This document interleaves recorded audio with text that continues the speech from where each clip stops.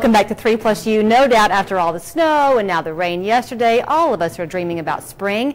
Actually, it's not too early to begin planning your garden for spring. Tim Holcomb from Holcomb Garden Center is here with us on the show to get our green thumbs ready and to also talk about birds, because you're seeing more and more of them this time of year. Well, especially during all the snow. I mean, I feed birds all the time and I have my regulars, but during the snow they told their friends and they told their friends, and it was like a mass feeding at my feeders. Well, and those cardinals are so pretty against the winter scene. And they seem to be very willing to share. I mean, there'll be lots of couples of cardinals there. Yeah, they do stick together as those couples, don't they? So you're saying to use suet. That's a good thing, right? Especially in cold weather. The suet cakes have a lot of fat content, and that adds body heat to the birds, keeps them much warmer in the winter. And they're very easy to get and put in just a little wire cage. They hold up well. The birds eat all over them and do very, very well. Okay, so you can put it here, and that way you can get multiple birds to come and there are birds that eat suet that will not eat on your seed feeder. Woodpeckers love the suet. Little sapsuckers and woodpeckers do very well. But if you don't have one of these and you want to... You can just lay it out. Okay. The only thing when you lay it out, the squirrels think it's for them as well. Oh, yeah. And that is a squirrel-proof cage. It slows him down a lot. Okay. What's this one that you brought, Tim? This is a roosting pocket, and they come in several forms.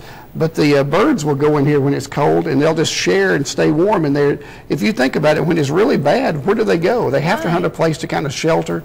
And these are neat to put up on your porch also if you have trouble with birds getting in your hanging baskets. This gives them an alternative to hide in a roost. Do you have to be careful, like if you have bluebirds that come to your yard, they have a certain type of house that they need? They have a certain type of house. They probably will not go in here, but a lot of little wrens will. Okay, and you don't have to worry about them getting into fights. Once you get it, it's yours. It's theirs. Okay, and what's this that you brought? Well, now is the time to be thinking about preventing the summer weeds, and you need to do that before they sprout. You never get a break, do you, Tim? No, you don't get a break. It's easier to prevent them than it is trying to control them. Nothing worse than a bunch of weeds coming up in your flowers later. Right. So once you plant your flowers for spring, be sure you put the preventer down, and it'll stop the weeds from coming up, and the flowers will grow. They get all the food, all the sunshine, and the weeds don't take over. All right, Cindy was off for a week between Christmas and New Year's, and when she left, she said, "Oh, I'm so excited. I'm going to go home and plant bulbs." Not one did she plant. Can she still plant them? Absolutely. It's not too late. Okay. If you have bulbs, first of all, make sure they're not dried out. If they're in good shape, they're good firm, go ahead and plant them. They'll come up, should come up and bloom on schedule. They may be a little late this year, but next year they'll be definitely on schedule. And if you have a lot of bulbs, don't just forget it. Get a bulb auger. This fits in your drill. I mean, everybody has a cordless drill. Okay. You can drill a bulb hole in just a couple of seconds, drop the bulb in, rake the dirt back over it, and you can plant 100 bulbs in a few minutes. So you said, how do you tell if the bulb is still okay? If you bought them, if it's firm, if it's not dried out and crispy, now you can feel the firmness inside there. Yeah. And you just plant it. You should point them where they're pointing up. Right. If by chance you make a mistake, they'll still come up and bloom. Okay. And should you layer them? Should you do like daffodils down low? Typically in the yard you do just one type of bulb. In a container you can layer them, and you can have lots of bulbs close together for a really big show. All right, I got to ask you about some things, because the weather's going to start getting nice and I'm going to get itchy to get out and work on what I already have. I didn't ever prune back my gardenia. I forgot to do it. I can't start pruning back spring things now. Anything that's going to bloom spring, I would wait. Until when? Until after the blooming season? Yes, until after blooms, like azaleas, camellias, things like that. Wait till after they bloom. There are a lot of things that won't bloom till summer, and now is the perfect time to prune those. Fruit trees.